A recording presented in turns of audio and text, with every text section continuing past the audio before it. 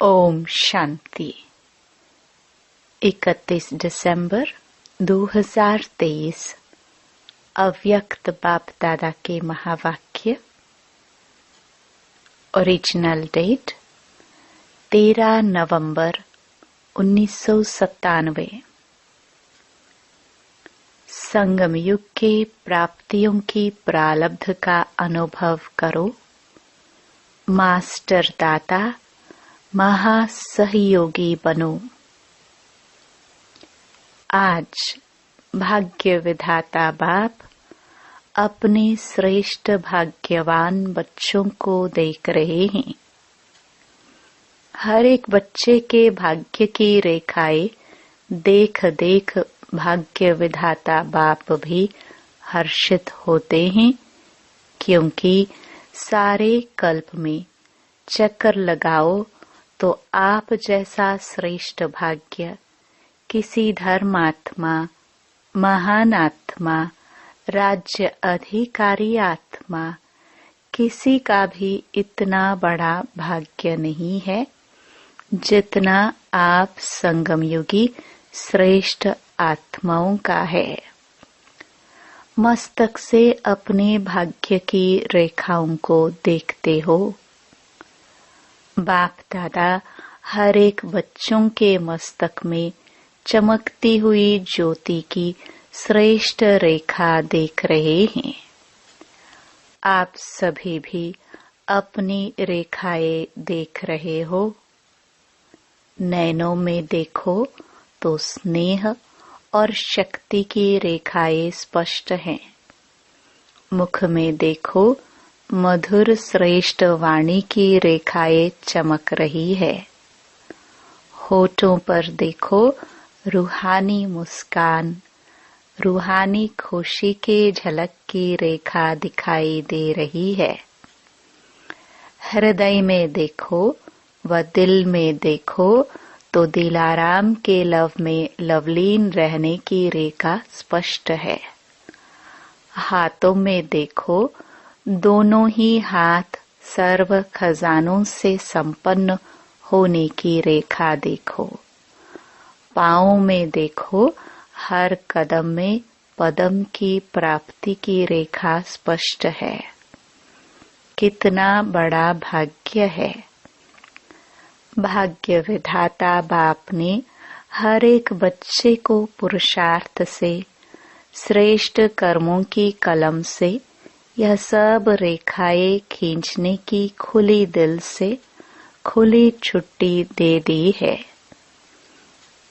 जितनी लकीर लंबी खींचने चाहो उतनी खींच सकते हो, लेकिन समय के अंदर। जिसको जितनी लंबी लकीर खींचनी है वह स्वयं ही खींच सकते हो। बाप ने कलम आपके हाथ में दे दिया है, तो वह लकीर खींचने आती है, खींची है या खींचना नहीं आती है? सभी को आती है। हाँ जी, बहुत अच्छा। देखो अभी के तकदीर की लकीर आपके सारे कल्प में भी श्रेष्ठ बनाती है। 21 जन्म तो सदा संपन्न और सुखी रहने की रेखा चलती ही है, और द्वापर कलयुग में भी आपके पूज्य बनने की रेखा श्रेष्ठ रहती है। तो इस समय के भाग्य की रेखा सारा कल्प सदा साथ चलती है, क्योंकि अविनाशी बाप की अविनाशी रेखा है। तो सदा अपने श्रेष्ठ भाग्य की रेखा स्मृति में रहती है। रहती तो है, लेकिन कभी इमर्ज रहती है, कभी मर्ज रहती है। वह सदा ही इमर्ज रहती है। इसमें कम हाथ उठा रहे हैं। देखना सदा इमर्ज रहे।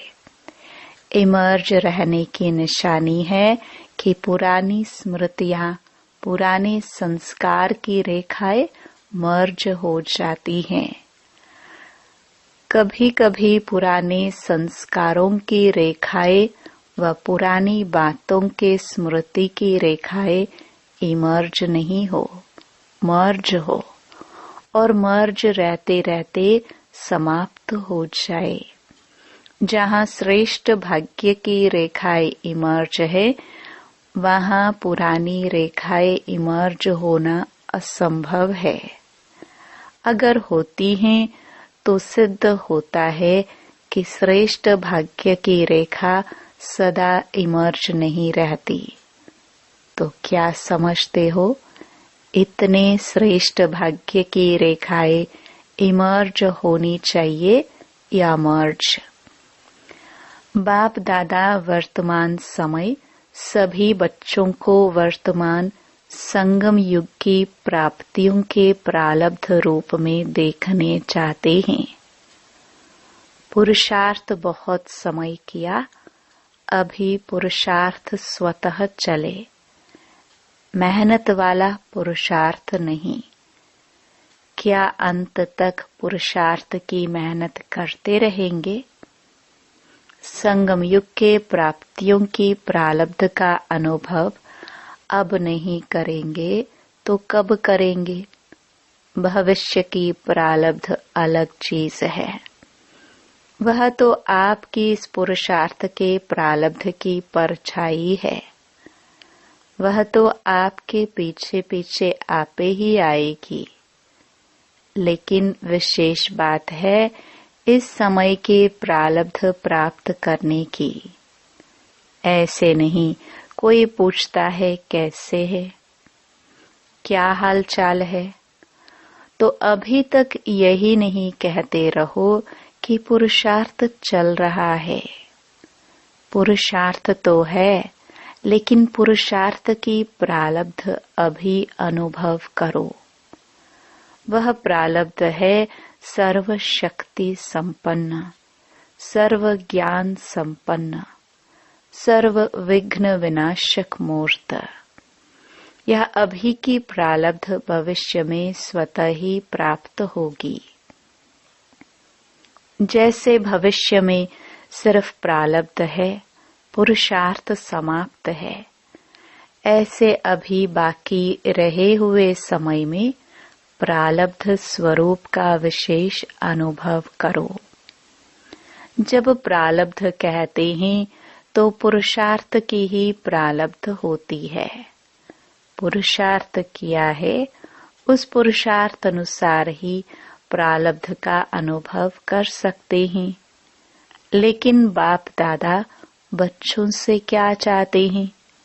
पूछते हैं ना, बाप दादा हमसे क्या चाहते हैं? तो बाप दादा यही चाहते हैं कि अब थोड़े समय के लिए पुरुषार्थ के प्रारब्ध स्वरूप बन जाओ। बन सकते हो कि पुरुषार्थ की मेहनत अच्छी लगती है, प्रारब्ध वाले बनेंगे। अभी पुरुषार्थ कर रहा हूँ, पुरुषार्थ हो जाएगा, करके दिखाएंगे, ये शब्द समाप्त हो। करके दिखाए क्या? दिखाओ। और कब दिखाएंगे? क्या विनाश के समय दिखाएंगे? इसकी बहुत सहज विधि है कि अब मास्टर दाता बनो। बाप से लिया है और लेते भी रहो, लेकिन आत्माओं से लेने की भावना नहीं रखो। यह कर ले तो ऐसा हो, यह बदले तो मैं बदलूं, यह लेने की भावना है। ऐसा हो तो ऐसा हो, ये लेने की भावनाएं हैं। ऐसा हो नहीं, ऐसा करके दिखाना है। हो जाए तो नहीं, लेकिन होना ही है और मुझे करना है। मुझे वाइब्रेशन देना है, मुझे रहमदिल बनना है, मुझे गुणों का सहयोग देना है, मुझे शक्तियों का सहयोग देना है। मास्टर दाता बनो। लेना है तो एक बाप से लो। अगर आत्माओं से भी मिलता है तो बाप का दिया हुआ ही मिलेगा। तो दाता बन फ्राक दिल बनो, देते रहो। देने आता है या सिर्फ लेने आता है? अब जो जमा किया है वह दो। आपस में ब्राह्मण आत्माएं भी मास्टर दाता बनो। और दे तो मैं दूं नहीं, मुझे देना है। खजाना है आपके पास, भरपूर है, गुणों में भरपूर है, शक्तियों से भरपूर है तो देते क्यों नहीं हो? अपने लिए छिपा कर रखा है क्या? जब खजाने से भरपूर हो तो देते जाओ। यह क्यों करता है, यह क्या कहता, यह सोच नहीं करो। रहम दिल बन अपने गुणों का, अपनी शक्तियों का सहयोग दो। इसको कहा जाता है मास्टर दाता, महासहयोगी। सहयोगी भी नहीं, महासहयोगी बनो, महादाता बनो। तो समझा बाप दादा क्या चाहता है?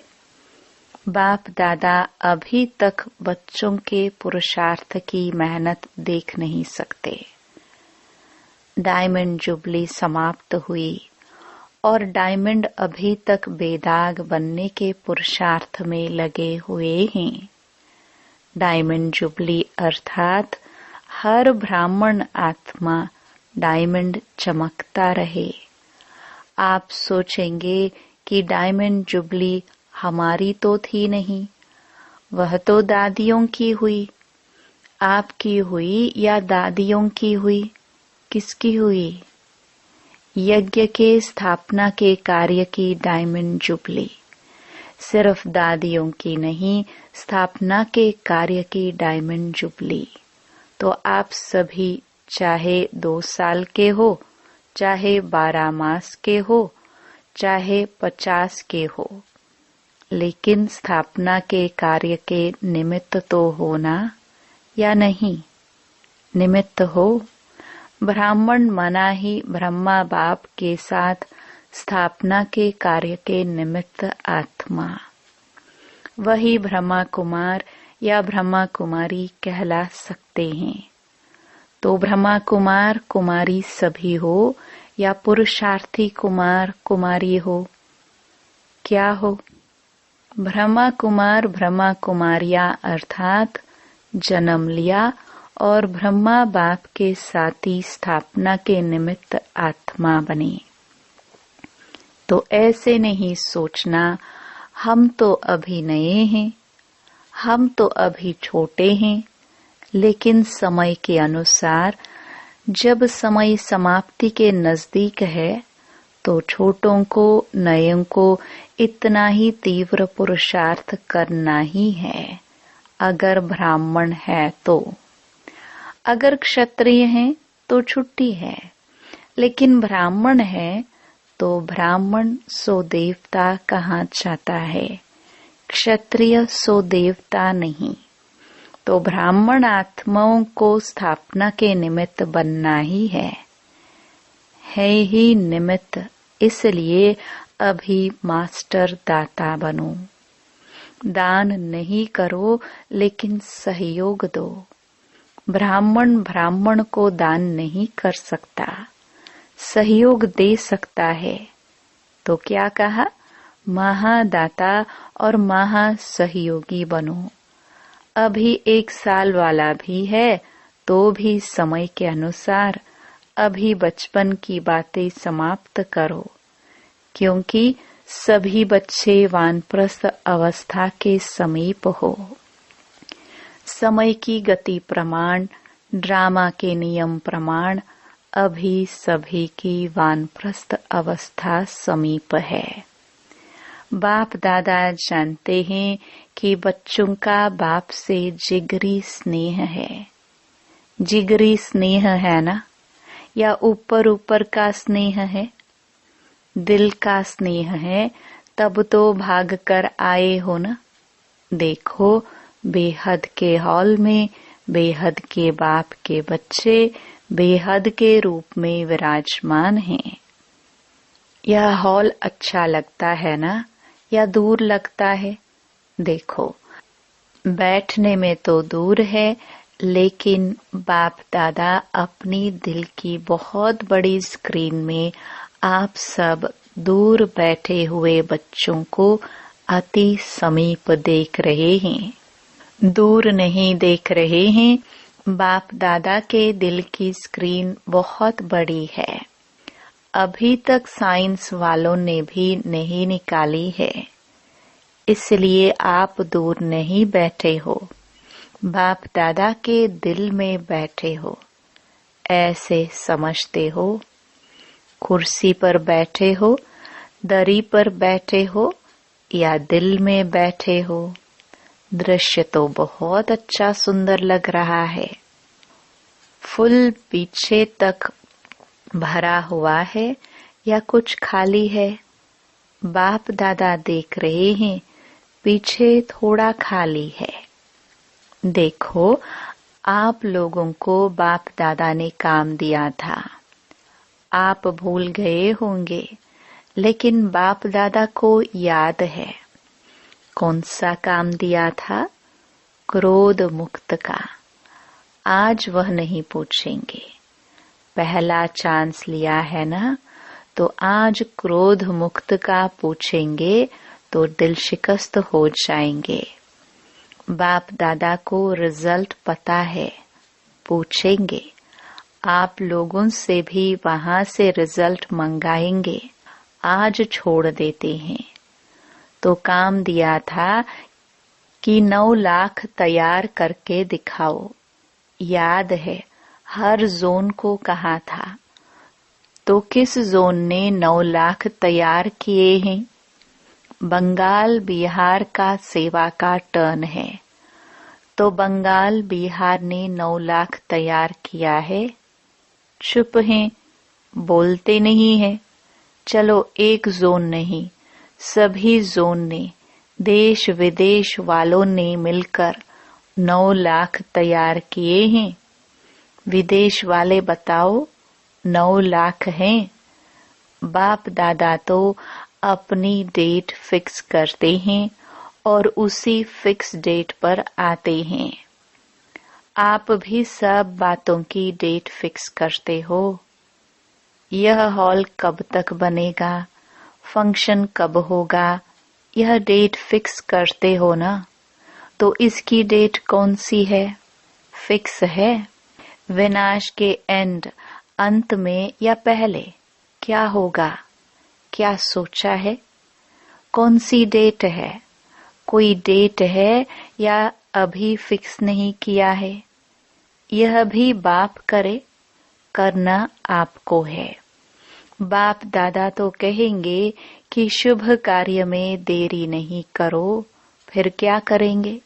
चलो, इस सीजन के एंड में हो जाए तो भी अच्छा। इतनी हिम्मत है? सिर्फ दाता बन जाओ। अगर दाता बनेंगे तो दाता की भावना से आपकी रॉयल फैमिली और समीप वाली प्रजा बहुत जल्दी बनेंगे। वह लोग तो इंतजार कर रहे हैं। सिर्फ सदा दाता बनने की देरी है, महान सहयोगी बनने की देरी है। ज्यादा खजाना स्वयं प्रति व सिर्फ स्वयं की सेवाओं के प्रति लगाते हो। अपने अपने सेवाओं के ड्यूटीज में ज्यादा समय लगाते हो। महान दाता बन, बेहद के दाता बन, वर्ल्ड के गोले पर खड़े हो। बेहद की सेवा में वाइब्रेशन फैलाओ। विश्व राजा बनना है, सिर्फ जोन के व अपने अपने ड्यूटीज के सर्कल के राजा नहीं बनना है। विश्व कल्याणकारी हो। अभी बेहद में जाओ।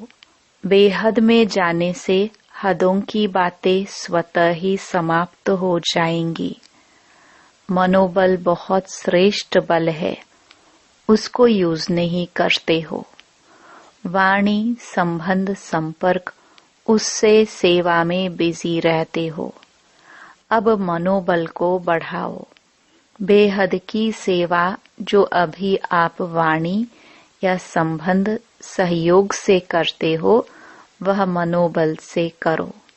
तो मनोबल की बेहद की सेवा अगर आपने बेहद की वृत्ति से मनोबल द्वारा विश्व के गोले के ऊपर ऊंचा स्थित हो, बाप के साथ परमधाम की स्थिति में स्थित हो, थोड़ा समय भी यह सेवा की तो आपको उसकी प्रारब्ध कई गुना ज्यादा मिलेगी। आजकल के समय और सरकमस्टेंस के प्रमाण अंतिम सेवा यही मनसा व मनोबल की सेवा है। इसका अभ्यास अभी से करो, चाहे वाणी द्वारा व संबंध संपर्क द्वारा सेवा करते हो, लेकिन अब इस मनसा सेवा का अभ्यास अति आवश्यक है। साथ साथ अभ्यास करते चलो। समझा क्या करना है?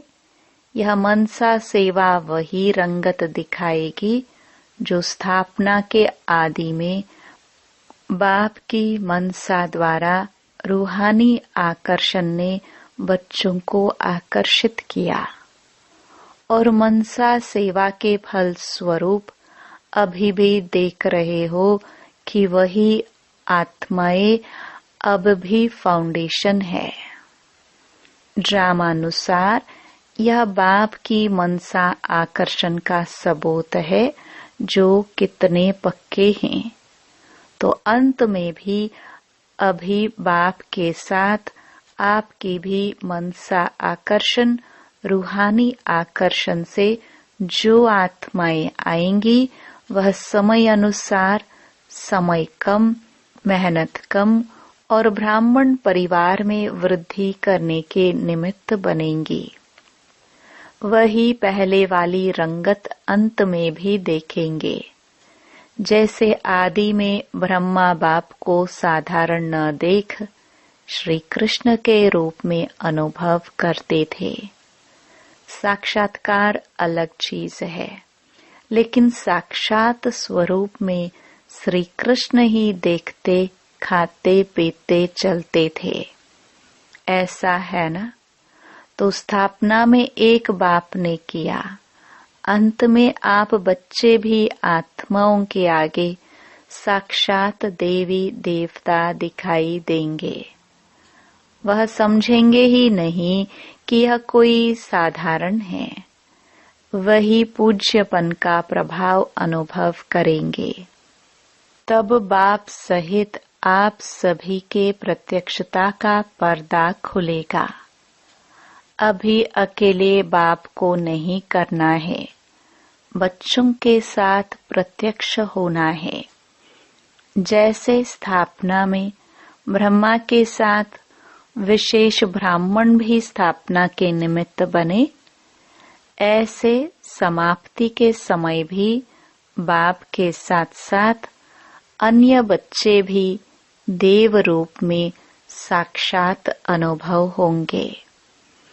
इसके लिए यही जो आज सुनाया, अभी से प्रारब्ध स्वरूप में स्थित रहो।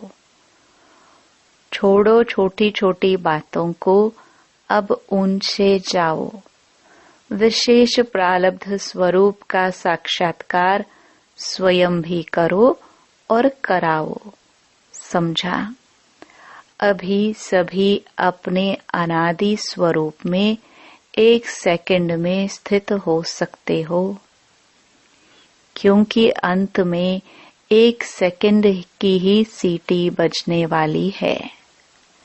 तो अभी से अभ्यास करो, बस टिक जाओ। ड्रिल कराई।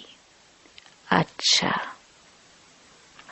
चारों ओर के बच्चों को सदा भाग्य की रेखाएं इमर्ज रूप में स्मृति में रखने वाली आत्माओं को सदा अपने संगमयुगी सर्व प्राप्ति स्वरूप प्रारब्ध को अनुभव करने वाले सदा मास्टर दाता महासहयोगी आत्माओं को सदा मनसा सेवा द्वारा विश्व के आत्माओं के कल्याणकारी आत्माओं को बाप दादा का याद प्यार और नमस्ते। वरदान। कर्म योग की स्टेज द्वारा कर्म भोग पर विजय प्राप्त करने वाले विजयी रत्न भव। कर्मयोगी बनने से शरीर का कोई भी कर्म भोग भोगना का अनुभव नहीं कराता है। मन में कोई रोग होगा तो रोगी कहा जाएगा। अगर मन निरोगी है तो सदा तंदुरुस्त है।